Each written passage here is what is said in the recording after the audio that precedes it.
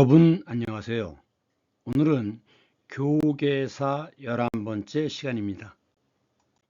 오늘은 공자와 공자, 과자와 관자 이것이 포함되는 낱말을 중요한 낱말을 설명하겠습니다. 이것은 공변될 공자입니다. 관련되어 있는 것은 한자어사전 36을 참고하시기 바랍니다. 그러면 공변되다 상당히 어려운 말인데 이게 무슨 말이냐? 공평무사다는 것입니다. 공평무사. 그러면 우선 공과 사가 어떻게 다르냐? 공은 치우치지 않는다는 뜻입니다. 그리고 모두에게 해당되는 것이죠. 따라서 이 공은 모두에게 알리는 것, 공개하는 것이 중요한 것입니다. 그것에 비해서 사생활처럼 사는 개인적인 것이죠. 감추는 게 원칙입니다. 그래서 개인 정보를 보호해야 되는 것이죠. 공변되다라는 것은 공평무사하다. 한쪽에 치우치지 않고 모두에게 똑같이 대한다는 것이 특징입니다. 그래서 이제 그 공적인 일을 담당하는 사람들을 공무원이라고 하는 거죠. 그 다음 공공기관. 이 공은 공적인, 그리고 뒤에 공은 함께란 뜻입니다. 공적으로 함께. 기는 이것은 원래 배틀이란 뜻이지만 복잡하고 중요하다는 뜻입니다. 그리고 비밀, 기밀이란 뜻이 있습니다. 관, 기관이죠. 예를 들면 갑오경장 때 갑오동학농민전쟁이 일어나고 정부에서는 개혁을 해야겠구나 해서 갑오개혁을 합니다. 이때 만들어진 것이 군국기무처인데, 군국이라는 것은 제국주의죠. 즉 부국강병의 뜻입니다. 나라를 부유하게 만들어서 강한 군대를 만들자 하는 것이죠. 이게 군국인데, 기무라고 하는 것은 매우 비밀스러운 일을, 일무자죠. 비밀스러운 일을 담당하는 곳이 군국기무처입니다. 그래서 갑오개혁 때 군사와 관련되어 있는 모든 일을 총괄하는 것이죠. 그것이 군국기무처입니다. 이것을 이제 줄여서 기무사라고도 얘기하는데, 사실은 지금은 이제 기무사란 말을 쓰지만 그전에는 특무대라고 했습니다.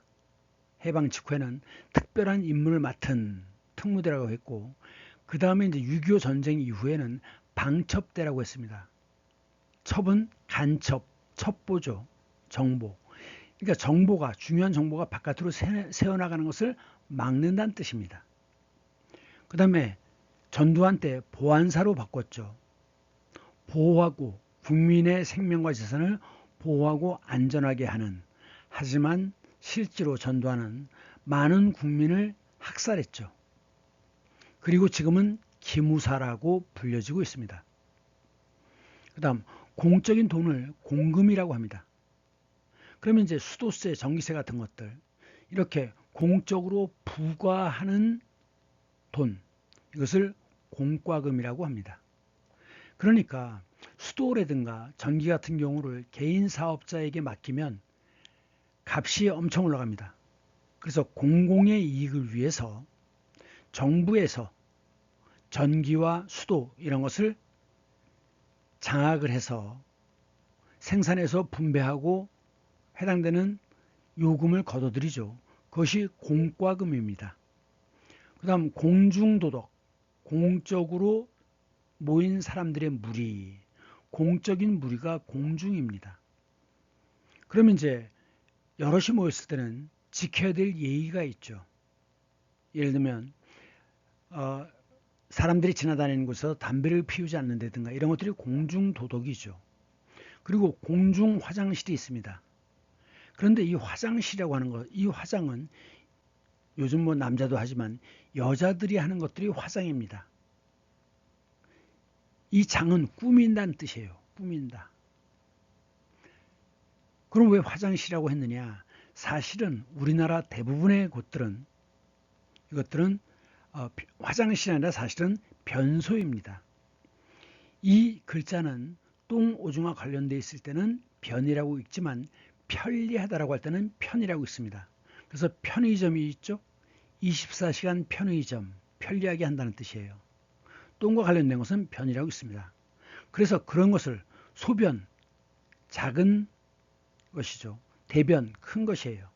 그러니까 오줌과 똥을 처리하는 장소가 변소입니다. 그런데 WC라고 써 있는 것도 있어요. 이건 뭐냐? 워터 클로셋입니다. 그러니까 용물을 보고 난 다음에 물을 흘려서 그 똥오줌을 제거하는 이 방식이 워터 클로셋입니다. 그럼 화장실은 뭐냐? 그 유럽의 영화, 미국의 영화 같은 데를 보면 그 영화에 호텔이 나오는데 고급 호텔들은 화장실 안에 소파가 있습니다. 그리고 거기에서 여자들이 이제 화장을 고치는 거죠. 그러기 때문에 화장실입니다. 그렇기 때문에 화장실은 영어는 뭐냐면 레스트룸입니다. 쉬는 곳. 화장을 하고 잠시 쉴 수도 있는 곳이기 때문에 쉬는 곳이란 뜻입니다. 이런 종이는 두루말이라고 하죠. 두루두루 감았기 때문에 말았기 때문에 두루말입니다. 그런데 옛날 할아버지 할머니들 입던 옷 두루마기가 있어요. 그건 뭐냐? 겨울엔 춥잖아요. 보통 우리나라 도포는 양쪽 옆이 터져 있는데 겨울엔 추운데 찬바람이 들어오는 걸 막기 위해서 사방을 두루두루 막았습니다. 터진 곳이 없어요. 그것이 두루마기입니다. 그 다음 공무집행, 공적인 일을 집행하는, 근데 이제 그것을 만약에 방해하면 공무집행 방해가 해당되죠. 그 다음에 이제 교육은 공교육이 있고 사교육이 있습니다. 국가에서 책임지는 것이 공교육이죠. 그래서 이제 누가 세웠느냐에 따라서 달라집니다. 국가, 정부, 즉 국가를 대신해서 교육부에서 설립한 곳은 국립입니다. 대학에 소속되어 있는 그 부속 중학교, 고등학교들이 이것이 국립입니다. 그 다음에 지방 정부에서 세웠으면 공립입니다. 근데 공설운동장이 있죠. 그럼 립과 설은 어떻게 다르냐? 둘 다 세웠다는 뜻이지만 이것은 물질적인 것을 건축을 했다는 뜻이에요. 공설운동장. 근데 이것은 그 이후에도 계속 교육이 지속되는 거죠. 세워서 쭉 나가는 겁니다. 그 다음 개인이나 단체가 세운 학교를 사립이라고 얘기하죠. 그럼 다시 공교육과 사교육, 우리나라 헌법에는 의무 교육이 있습니다. 그래서 고등학교까지는 그 학생이 성별, 나이, 종교에 관계없이 고등학교까지의 교육은 모두 국가가 책임을 지는 것입니다. 그렇기 때문에 급식도 무료여야 되고 또 학교에서 사용되는 그 시험 도구 이런 것도 다 국가에서 공급을 해줘야 되는 것이죠. 이것이 공교육입니다. 그거에 비해서 사교육은 개인이 돈을 들여서, 즉 부모님들이 돈을 내 가지고 시키는 것이 사교육인데, 결국은 사교육의 목적은 뭐냐? 남들의 경쟁에서 이길 수 있기 위해서. 그래서 결국은 다들 학원을 보내니까 우리도 보낸다. 결국은 무한 경쟁의 사회가 되는 것이죠. 근데 문제는 이 사교육은 부모의 경제적 능력에 따라서 좌우가 됩니다. 그러니까 부자들이 많이 모여 살고 있는 파락군, 이들이 스카이 대학에 가는 비율이 매우 높죠. 서울대, 고대, 연대에서 스카이라고 얘기하죠. 그래갖고 결국은 사교육을 통해서 부잣집 자식들이 인류대에 입학하는 경우가 많습니다. 근데 문제는 무조건 외우는 교육을 했기 때문에 그들이 과연 스카이 출신들이 그럼 정말 똑똑하냐? 나는 아니라고 생각합니다. 우리나라 대통령들, 좋은 대학 나온 사람들 보세요. 상상할 수 있겠죠. 결국 학력이라고 하는 것, 시험 점수라고 하는 것은 양심이나 그 사람의 지혜와는 비례하지 않습니다. 결국은 함께 공부하고 공부해서 남주는 사회가 되어야지만 그 사회는 행복한 사회가 된다고 믿습니다. 결국 이 교계사의 목적도 결국은 사교육에 의지하지 않고 혼자 스스로 공부할 수 있는 기회를 만들어 보고자 하는 것입니다. 그 다음 공익광고, 공공의 이익이죠. 예를 들면 재활용이라든가 이런 것들을 하자고 하는 것들이 공공의 이익을 위한 것입니다. 이런 것이 이제 공익 광고이고, 반대로 회사의 상품 판매를 목적으로 하는 광고를 상업 광고라고 합니다. 그 다음 공정거래위원회가 있어요. 즉 물건을 주문하는 곳과 납품하는 곳이, 납품하는 사람들이 물건을 팔아야 되기 때문에 약자입니다. 그렇기 때문에 사는 사람이 횡포를 부리는 경우가 많아요. 그래서 그것이 부당하지 않도록 감시하는 기구가 공정거래위원회입니다. 그 다음 요즘은 없어졌지만 옛날에는 그 아이돌의 공연을 볼 수 있는 공개 방송이 많았습니다. 요즘도 열린 음악회 같은 경우는 공개 방송이죠. 공적으로 연다는 뜻입니다. 그 반대는 비공개죠. 그 다음 공청회가 있습니다. 공적으로 청은 들을 청자예요. 청력, 청취. 그래서 공공단체 주관으로 전문가의 의견을 수렴하는 그런 회의를 공청회라고 합니다. 이 공자는 함께 공자인데 어떻게 된 거냐? 위에 두 개는 열십자 두 개입니다. 열십자 두 개예요. 20이죠? 그리고 밑에 이건 뭐냐? 이건 두 손입니다. 그러니까 20명이 손을 모아 즉 함께란 뜻이죠. 함께. 자, 이 한자에 대해서 좀 더 자세히 알고 싶으면 그러면 한자어 사전을 계속 참조하시기 바랍니다. 한자어 사전도 가나다 순으로 되어 있어요. 제목을 보시면 쉽게 찾으실 수 있습니다. 좀 깊이 있는 이야기도 있고, 그래서 이 한자어 사전은 사실은 고등학생과 일반인을 대상으로 해서 만든 겁니다. 관심이 있으면 좀 더 찾아보시기 바랍니다. 자, 이것은 낱말이 뭐가 있느냐? 공화국입니다. 공화국이 뭐냐? 국가의 권력이 그걸 주권이라고 합니다. 주권. 주권이 국민에게 있다라고 하는 것이 공화국입니다. 그러한 정치 형태를 공화정이라고 해요.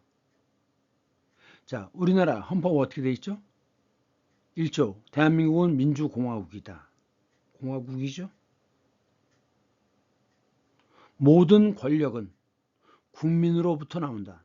주권이 국민에게 있다는 겁니다.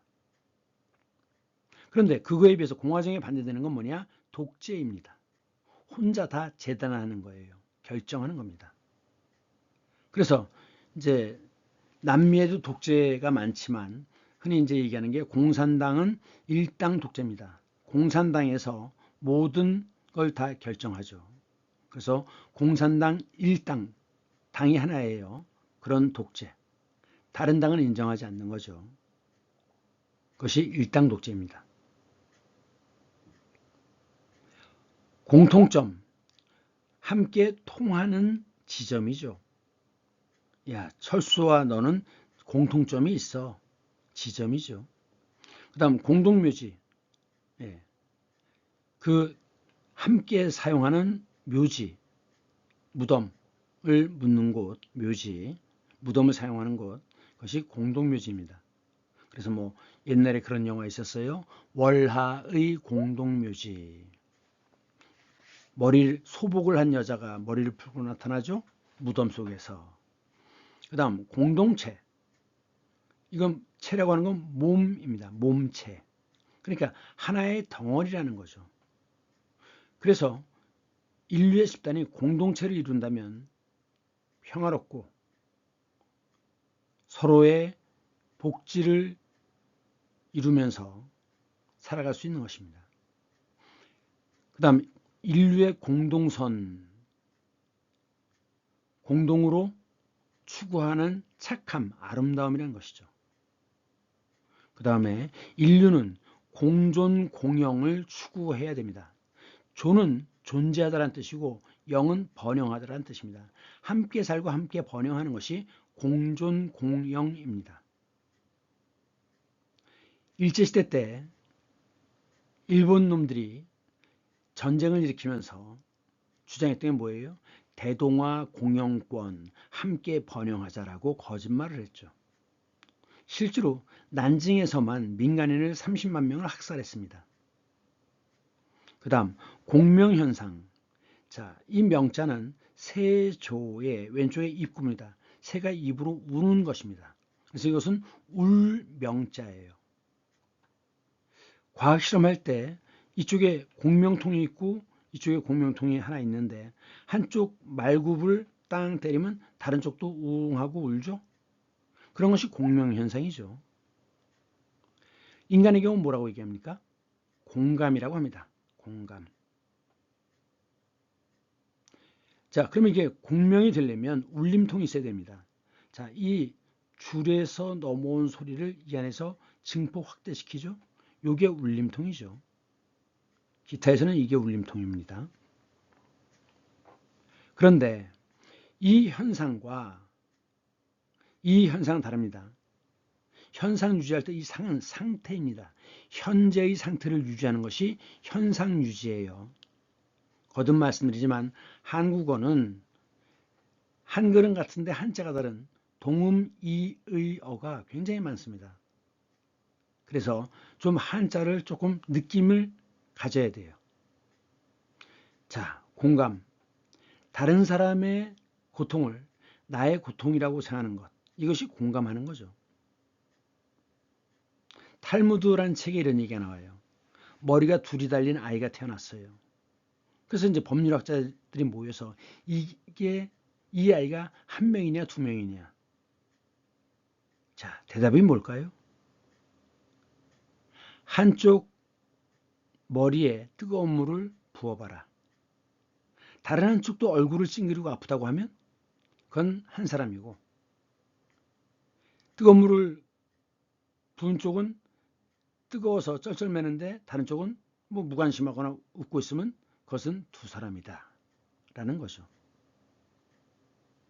이 공감이라는 것은 인류의 생존에 매우 중요한 기능을 합니다. 그래서 사실은 정치를 한다는 것은 그 사회적 약자에 대해서 공감할 수 있어야 되는 거죠. 그래서 정치는 공감 능력을 갖춰야 되고 또한 거기에다 그것을 해결할 지혜와 능력이 있어야 됩니다. 개나 소나 정치라면 안 됩니다. 그 다음 공유주택이란 말이 있죠. 공동으로 보유하는 뭐죠? 아파트입니다. 아파트. 미안합니다. 같은 동자 써서 이게 아파트고 공동주택. 이 공유주택이라고 하는 건 뭐냐면 여러 사람, 서로 세대주가 다른 사람, 가족이 아닌 사람들이 서로 하나의 공간을 나눠 쓰는 주택. 이것이 공유주택입니다. 그 다음 남녀 공용, 그 유니폼 하나의 그 남녀 구별이 없는 유니섹스, 이런 것이 남녀 공용 옷이죠. 그 다음 남녀 공학이 있죠. 남녀 공학. 그런데 지금은 남학생과 여학생이 같은 교실에서 수업을 받지만 그래서 공학이에요. 하지만 1960년대에는 그 남학교 여학교 말고 국립 사대부고 사대부중 같은 경우는 그 한 학교 안에 남학생과 여학생이 같이 있긴 했는데 같은 교실에서 수업을 하지는 않았습니다. 분리시켰어요. 그런 것은 남녀공학이 아니라 남녀병학이라고 했습니다. 병학. 그 다음 공생, 함께 사는 거죠. 공생관계. 양쪽 다에게 득이 되는 것. 공생관계. 우리가 흔히 악어와 악어새라고 예를 드는데 그것은 사실이 아니라고 합니다. 그 악어새는 악어의 이빨에 낀 고기를 먹는다고 그러는데 악어새는 초식 동물이래요. 그러니까 고기를 먹을 리 없죠. 그 다음 공동선언하다. 그러니까 두 나라 사이에 회의가 끝난 다음에 그 결의문을 채택하는 거 이렇게 하겠다라고 하는 것이 공동선언이죠. 그 다음 공동주택, 머물 주자, 집택자를 쓰면 이것이 아파트입니다. 이것이 원래 영어에서는 아파트먼트인데 일본에서는 이 영어를 줄여서 쓰는 경우가 굉장히 많았어요. 그래서 아파트먼트라고 하지 않고 그냥 아파트라고 했습니다. 우리도 이 굳어진 걸 받아서 쓰는 거죠. 그랬더니 요즘은 그 유명 가수가 아파트란 노래를 불렀어요. 그 아파트는 원래 아파트먼트입니다. 아파트는 일본식 영어 표현이에요. 그 다음 공제회. 제는 건널 제자입니다. 구제하다라고 할 때. 그래서 함께 서로 어려움을 건너는 것, 극복하는 것. 그래서 모인 단체가 공제회입니다. 이것은 원래 옛날에 상조회가 있었어요. 상조회. 서로 돕는 회. 이것은 사적인 단체였습니다. 그래서 사적으로 만들었기 때문에 사실 법적 책임 문제 이런 것 또는 횡령 이런 거 관련된 문제들이 많았는데 어쨌든 상조회의 목적은 서로 돕는다는 겁니다. 그래서 상부상조가 목적이었죠. 이것은 오른쪽이 지압이 부자인데 왼쪽에 손이 들어갔어요. 그럼 손으로 도와주는 겁니다. 도울 부자예요. 경기 부양, 부양가족이라고 할 때 도울 부자입니다. 이 상조회가 법적 공적인 것이 되면 이제 공제회가 되는 거죠. 그 다음 원시 시대 인간 사회 발전 단계를 얘기하면 원시 공산 사회, 고대 노예제 사회, 중세 봉건 사회, 근대 시민 사회, 현대 산업 사회 뭐 이렇게도 얘기합니다. 그때 원시 사회에서는 이때는 그 집단이 살아남으려면 이게 시족인데 살아남으려면 쪽수를 늘리는 게 무엇보다 중요했어요. 따라서 사냥을 해서 그 고기를 분배할 때 누구는 굶어 죽으면 안 되잖아요. 그럼 쪽수가 줄어드니까. 그래서 공동 생산해서 공동으로 소유했던 것이 공산사회입니다. 이 이념을 칼 마르크스가 인류의 발전 단계, 최종 단계는 공산주의다라고 주장을 했죠. 그래서 실제로 공산주의는 그 전근대 사회에 굉장히 많은 모순을 해결한 그 공로가 있습니다. 근데 문제가 뭐냐? 이 공산당은 일당 독재로 변해버렸죠. 이것이 문제예요. 그 다음 천인공노할. 천인공노하다는 건 천 사람이 함께 화가 난다는 게 아니라 하늘과 땅이 모두 세상 만물이 모두 함께 분노한다는 뜻입니다. 수학에서는 공통인수라는 게 있죠. 인수라고 할 때 이 인은 요인이라는 뜻입니다. 요인, 인자, 구성요소라는 거죠. 예를 들면 2x 더하기 4. 자, 그럼 여기서는 이 2x와 4 사이에는 공통인수가 2죠. 네. 그런데 요거 있어요. 이것도 공통인수는 3x죠. 공통인수는 3x고 또 이제 x 플러스 2가 있는데 자, 그러면 최대 공약수는 뭐죠? 최대 가장 큰 약수가 뭐냐? 그러면 이것과 이것의 가장 큰 약수는 뭐예요? 이거죠. x 플러스 2. 근데 최소 공배수가 있죠? 배는 곱하기란 뜻입니다. 그러면 이 둘을 다 포함할 수 있는 가장 작은 수가 뭐냐. 그래서 이렇게 되는 거 아닙니까? 그래서 이제 최대 공약수, 최소 공배수라는 것을 수학 시간에 배웠죠. 그런데 이 최소 공배수를 알아야, 구해내야 공통 분모를 찾아서 통분을 하는 게 가능합니다. 통분. 최소 공배수를 이용한 통분이 있다. 그래서 공통 분모를 찾는 거예요. 즉, 최소 공배수가 공통 분모인 거죠. 이 과자는 왼쪽이 말로 자랑하는 겁니다. 그래서 과장법. 어우, 물고기가 엄청 커요. 얼마나 큰데? 실제로 손가락만한 거 잡아놓고 팔뚝만큼 커요. 이게 과장법이죠. 과대망상, 자기 자신을 대단하게 크게 생각하는 헛된 생각, 망상, 망령된 생각을 갖는 것입니다. 여러분들 조울증이라고 들어봤어요? 조울증은 조증과 울증으로 나눠지는데 그 환자들은 나는 예수처럼 위대해. 모든 걸 다 할 수 있어. 그게 조증이고 나는 버러지야. 그런 것이 울증이라고 합니다. 이 망상증이라고 하는 것은 조증이 되면 이제 예수병이 되는 거고 또 이런 경우도 있죠. 나 도끼병이라고 하는 거. 나 찍혔나 봐. 그러니까 모든 남성들이 자기를 찍었다는 거죠. 자기를 좋아한다는 겁니다. 그래서 이것을 도끼병이라고 그래요. 요즘도 쓰나 모르겠습니다. 그러니까 이런 것들이 다 망상증이에요. 망령된 생각, 헛된 생각. 그 다음 과시욕구. 그래서 그 배의 근육, 식스팩 어쩌고 이렇게 드러내고 다니는 거, 이런 것들이 나 이런 사람이야 라고 보여주는 거죠. 과장돼서 보여주는 것은 과시인데 그러한 욕망과 욕구를 갖고 있다는 겁니다. 욕망과 욕구. 그 다음 과장 광고. 실제로는 10개 들었는데 마치 100개가 들은 것처럼 크게 포장을 하죠. 그런 것이 과대 포장이죠. 그 다음 관광. 관자는 앞에서 볼관자를 배웠습니다. 빛광자예요.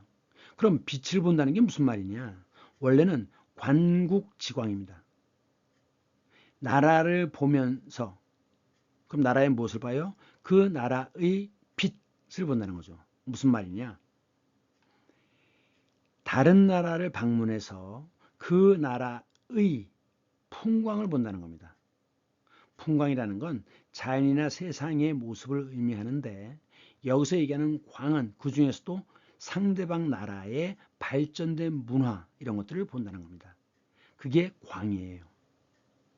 그래서 관국지광이 줄어서 관광 이렇게 되는 겁니다. 그래서 뭔가 답답하고 세상 일이 잘 안 풀릴 때 사람들은 무엇인가 자기 살고 있는 곳을 떠나서 다른 곳을 보고 싶어 하죠.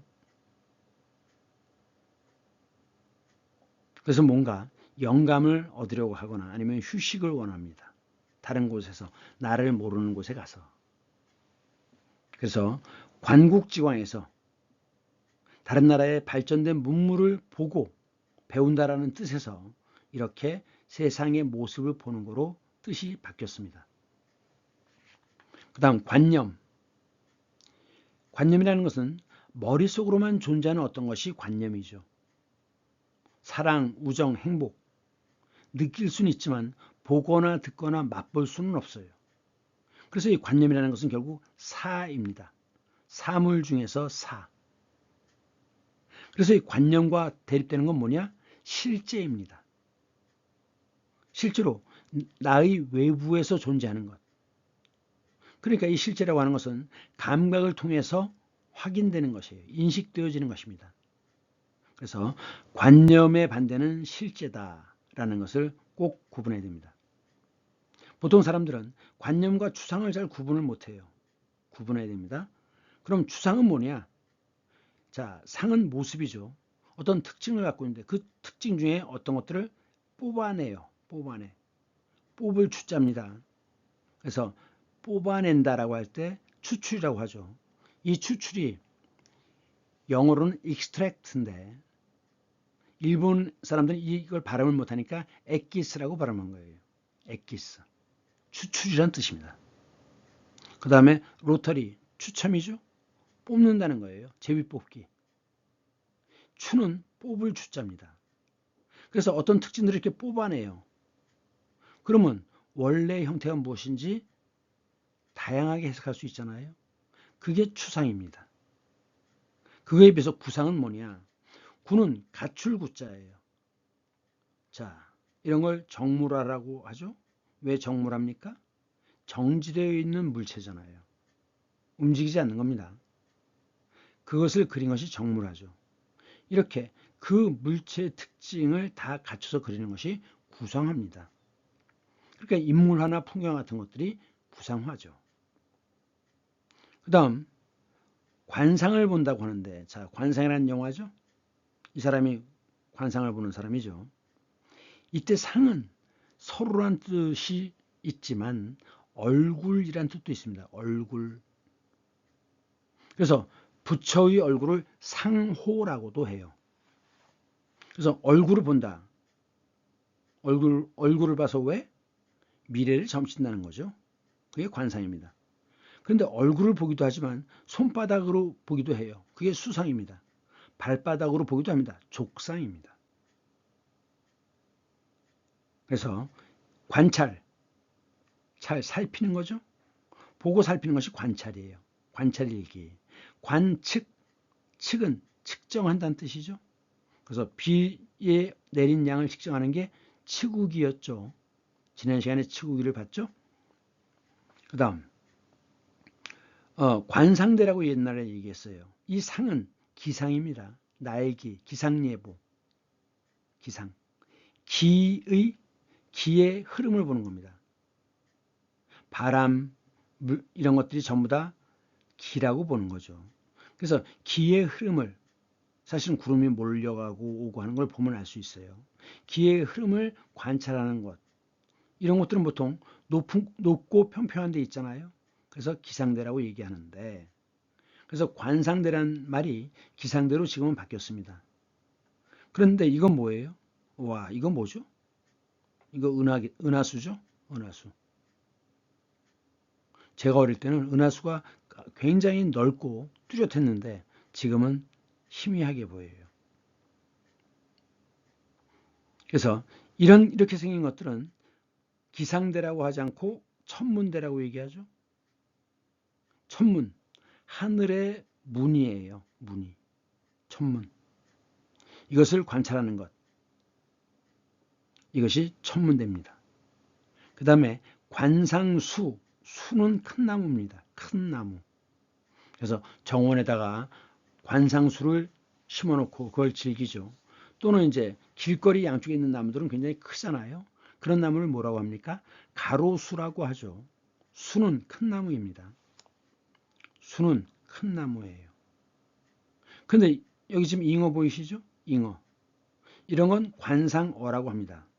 특히 중국 사람들은 이 잉어를 많이 키워요. 왜? 여러분들 등용문이라고 들어봤죠? 그 물고기가 강을 거슬러 올라가다 절벽을 만나면 절벽을 훌쩍 뛰어넘는 순간에 이 물고기가 용이 돼서 하늘로 날아간대요. 그러면 용이 된다는 게 무슨 뜻입니까? 아주 높고 귀한 자리에 오르는 거죠. 그래서 자식들이 귀한 신분, 높은 신분을 차지하기를 바라는 마음에서 이 중국집이나 중국 식당에 가면 이 잉어 그림이 굉장히 많습니다. 그러면서 중국 사람들은 연못에다 또 이 잉어도 많이 키워요. 그래서 잉어의 모습을 보고 즐기는 것이 관상어죠. 관상어. 자, 이것은 빗장관자입니다.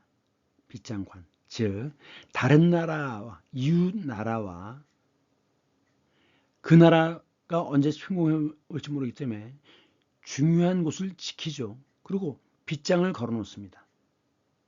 방어하기 위해서 빗장. 그래서 이건 빗장 관자예요. 그러면 이제 천령관이라고 있는데 천령관이 어디냐면 여기입니다. 여기가 굉장히 길이 험하대요. 그래서 여기만 딱 막아놓고 지키면 이쪽에서 넘어올 수가 없는 거죠. 이렇게 중요한 그 문을 뭐라고 하느냐? 지역을 관문이라고 그래요. 그래서 관문을 통과했다라고 하면 중요한 고비를 넘었다는 뜻입니다. 여기는 이 지역 이름이 천령이고 령, 큰 고개죠. 큰 고개. 그리고 그곳을 지키기 위해서 성을 쌓고 빗장을 채웠는데 그 관문의 이름이 천령관이에요. 그래서 나라와 나라 사이에 통행하면서 이상한 것을 갖고 들어오지 않느냐 또는 세금을 내지 않고 몰래 갖고 오는 게 아닌가 해가지고 이것을 조사하는 곳이 세관입니다. 다른 나라를 나갈 때는 항상 세관이 있죠. 문제는 그 나라로 들어갈 때 조사를 더욱 엄격하게 합니다. 그랬을 때 그 서로 나라끼리 양해한 금액 이상의 물품을 갖고 들어오면 거기다 세금을 붙이죠. 그게 관세예요. 영어로는 텍스라고 하죠. 그 다음 문제 해결의 관건이다 이런 표현을 씁니다. 이때 건은 건강할 건자 왼쪽에 쇠금이 들어갔어요. 그래서 쇠로 만든 뭐죠? 열쇠 건자입니다. 쇠로 만들었어요. 그러니까 O2입니다. 열쇠. 그 다음 관계라고 하는데 이 개는 이어지는 겁니다. 그래서 원래 관계라고 하면 관과 관 사이 있는 성인데 이것이 그냥 지금은 연결이란 뜻으로 쓰죠. 그 다음에 관련되어 있다. 연과 연 사이가 서로 의미가 통해되죠. 관련입니다. 관여하다. 어떤 사건에 관여하다. 연은 더블 여자입니다. 함께 했다는 뜻이죠. 그 다음 뼈와 뼈 사이를 이어주기 위한 것이 관절이죠. 마디절자예요. 마디절.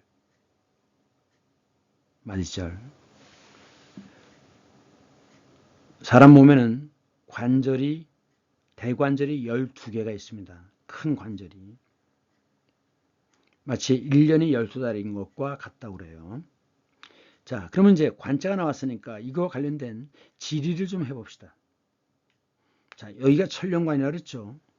그래서 여기 관인데, 자, 이 북쪽은 뭐라고 해야 됩니까? 관북지방입니다. 그러면 이 천령관 동쪽은 사실은 이쪽이 동쪽인데 옛날엔 여기가 동쪽이라고 생각했어요. 지리라는 개념이 없었으니까. 그래서 이 지역의 이름이 뭐냐? 관동입니다. 관동. 그러면 이쪽은 평안도는 관서지방이 되는 거죠. 자, 그럼 이왕 나왔으니까 옛날에 한양에서 동해안으로 갈 때 보통 대관령으로 많이 넘었죠. 자, 여기도 관자가 나옵니다. 대관령을 넘었어요. 그래서 대관령을 기준으로 동쪽을 영동지방이라고 하고 춘천 쪽, 원주 쪽을 영서지방이라고 하죠. 그러면 이 대관령 남쪽은 뭐라고 그래요? 영남지방이라고 합니다. 영남. 그럼 이왕 했으니까 그러면 왜 호남이란 말을 쓰느냐? 이게 상류는 백마강이지만 하류가 금강입니다. 이게 충청도와 전라도를 나누는 경계예요. 그런데 이 강은 이렇게 돌아서 다시 돌아 나옵니다. 마치 호수처럼 생겼다 그래서 이 강을 금호라고도 해요. 금은 비단금자입니다. 금수광산, 비단으로 술을 놓은 것과 같이 아름다운 금의 환양. 비단옷을 입고 고향에 돌아오다. 누가 비단옷을 입었죠? 높은 벼슬아치들이. 그래서 금의 환양했다라는 이야기는 높은 벼슬을 하고 고향으로 돌아왔다는 얘기입니다. 그래서 이 금호인데 요 하류 쪽은 이 금자를 써서 금강이라고 합니다. 그러면 이게 이렇게 금호가 돌고 있잖아요. 그럼 금호의 아래쪽이니까 뭐예요? 호남이죠. 그럼 금호가 이렇게 도는데 왼쪽 충청 지금 남도 쪽. 이건 뭐냐? 호서죠. 금호의 서쪽이다. 그럼 마지막으로 하나 더. 경기도는 자, 임금이 거주하는 곳이 경이라고 그랬죠? 그리고 이곳을 우물정자로 나누어서 이 나머지 8군데에서 세금을 걷어가지고 나라 살림을 하잖아요. 그랬을 때 임금이 있는 곳은 경이고 이 주변의 땅은 기입니다. 그래서 이 땅의 이름이 경기도죠. 경기도. 그래서 그 역사책에 조선시대 시닥파 어쩌고 하면서 나오는 얘기가 기호학파가 나옵니다. 기호학파. 즉 경기도 지방과 호서 지방의 학자들이 만든 그러한 학파가 기호학파입니다. 그 다음 제주도가 있네요. 다른 데는 다 도이지만 경상도 전라도 도지만 제주도는 도할 때 그 도는 섬도자입니다. 길도자가 아니에요. 자, 그럼 왜 길도자를 썼다 그랬죠?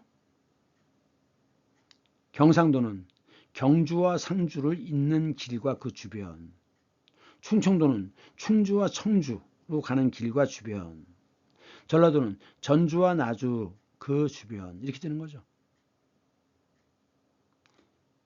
2시간, 3시간 전에 배운 기억이 나야 합니다. 그 다음은 대롱관자입니다. 대롱. 자, 관현악, 대롱으로 되어 있는 악기, 피리, 플루트 이런 게 다 관현악기죠. 그럼 관현악은 현은 줄이잖아요. 그래서 관악기와 현악기를 합한 것이 관현악이고 오케스트라라고 얘기하는 거. 그 다음 이것이 뭡니까? 이렇게 채관 형성과 물관 이렇게 되어 있는 것을 관따발이라고 하죠. 관따발. 다발의 뜻이 뭡니까? 묶음입니다. 묶음. 그래서 돈다발이라고 하잖아요. 그 다음 피가 흐르는 대롱, 혈관. 그 다음에 시험관, 비커 얘기하는 거죠. 비커. 시험관 아기. 그 다음에 뇌관을 터뜨린다. 이렇게 폭탄이 있으면 불을 붙이면 요 안에 심지가 들어있어요. 그래갖고 불이 타고 들어가서 이 뇌관을 터뜨립니다. 그러면서 이게 터지는 거죠. 폭탄이. 그래서 뇌관을 건드린다는 이야기는 아주 폭발 사고를 일으킨다는 겁니다. 아주 위험한 일을 한다는 겁니다. 뇌관을 건드리다. 그 다음 요거는 이제 악기 종류지만 대롱이라는 뜻을 쓸 때 1번입니다. 다루다. 악기를 다뤄야 되잖아요. 그래서 두 번째 뜻인데 관장한다. 손바닥이죠. 그러니까 관장한다라고 하면 내 손안에 귀에서 주물럭거린다. 다룬다는 거죠. 관할. 자, 어떤 지역이 있으면 그걸 나눠야 되잖아요. 여기는 네가, 여기는 네가 이렇게 나누죠. 그것이 관할. 할은 나눈다는 뜻입니다. 그래서 각 지역마다 자기가 통제하는 지역이 따로 있죠. 그래서 그 관할 내일 때 관내라고 하고 관할 외일 때 관외라고 해요. 그래서 관내 출장이면 하루에 요즘 얼마 주나요? 2만 원 주지만 교통비 어쩌고 해서 식대. 관내 출장을 하면 그 다음에 여비와 숙박비까지 지급을 하죠. 네. 그 다음 자 보셨죠 많이 관제탑입니다. 비행기가 뜨고 내리는 것을 통제하는 관리하는 관장하는 통제하는 탑입니다. 타워. 그 다음 관리비 아파트 관리비 있죠. 그리고 이제 그러한 관리직이 있는데 직은 직책입니다. 그래서 이제 회사의 경우에는 관리직이냐 생산직이냐 뭐 이렇게 나눠요. 그래서 이런 사람들을 보통 뭐라고 합니까? 화이트 칼라라고 얘기하고 이런 사람들을 블루 칼라라고 얘기하죠. 와이셔츠를 입고 청바지를 입어서 그렇습니다. 그 다음 직이 있고 업이 있는데 직과 업은 약간 달라요. 한자는 비슷하거나 같은 뜻을 지닌 낱말을 같이 해서 이음절 이상으로 만든다 그랬죠. 그래서 직업이라고 얘기하는데 사실은 의미가 조금씩 다릅니다. 업이라는 건 먹고 살기 위해서 하는 일이에요. 그래서 농업, 어업, 축산업, 임업이라고 얘기하죠. 농직, 어업직이라고 얘기하지 않습니다. 그 다음 보관은 보호하고 관리하는 거죠. 보관한다. 그럼 보관비를 내야죠. 그 다음 아이고 내 팔자야 그러면서 팔자소관이라고 얘기합니다. 소관이라는 것은 이건 관리하는 것이죠. 관리하는 바. 그래서 맡아서 관리한다는 뜻이에요. 그럼 팔자소관이 무슨 말이냐? 자, 이 사진 기억나죠? 12지. 그래서 자축, 인, 묘, 진사, 오미, 신유술에 이렇게 되는 거. 자, 그러면 이제 팔자는 뭐냐면 사주입니다. 태어난 연월 일시가 4개잖아요. 연월 일시 4시죠. 그래서 4개의 주, 기둥주자입니다. 그런데 이 연월 일시 각각 10간 중에 한 글자와 12주 중에 한 글자를 갖습니다. 올해가 을사년인가요? 을은 10간이고 사는 12지죠. 결국 그래서 연도 2글자를 갖고 월도 2글자, 일 2글자, 시 2글자를 갖습니다. 그럼 이게 4가지 종류의 2글자씩 그러니까 모두 몇 자예요? 8자죠. 그래서 8자입니다. 옛날 사람들은 이 사주에 의해서 태어난 연월 일시에 의해서 그 사람의 일생 운명이 결정된다고 생각했어요. 그래서 이건 바꿀 수 없는 숙명이라고 생각하는 겁니다. 그래서 사실은 사주와 팔자는 같은 뜻이에요. 그 다음 한 가지 더. 십간은 양이기 때문에 이것은 하늘천을 써서 천간이라고도 하고, 십이지는 음이기 때문에 땅이 음이잖아요. 그래서 지지라고도 합니다. 이걸 줄여서 얘기할 때 뭐라고 그래요? 간지라고 합니다. 그런데 이거와 혼동하면 안 돼요. 아이고 참 간지난다라고 할 때 그 간지는 그건 일본어입니다. 그거는 멋있다는 뜻이에요. 이 간지와는 전혀 다른 뜻이니까 혼동 없기 바랍니다. 자, 그러면 한 가지 더. 그러면 자시가 언제부터 언제까지죠? 23시부터 01시까지. 그럼 처음엔 뭐를 붙여요? 23시는 자초, 중간은 자정. 그렇죠? 그러면 정오는 11시부터 13시까지.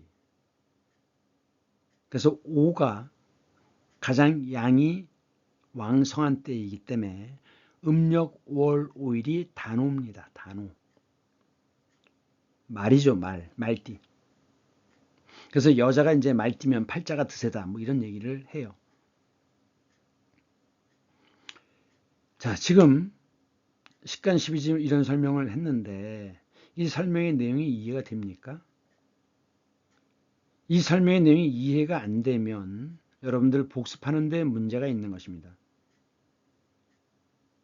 다시 한번 완전학습을 촉구합니다.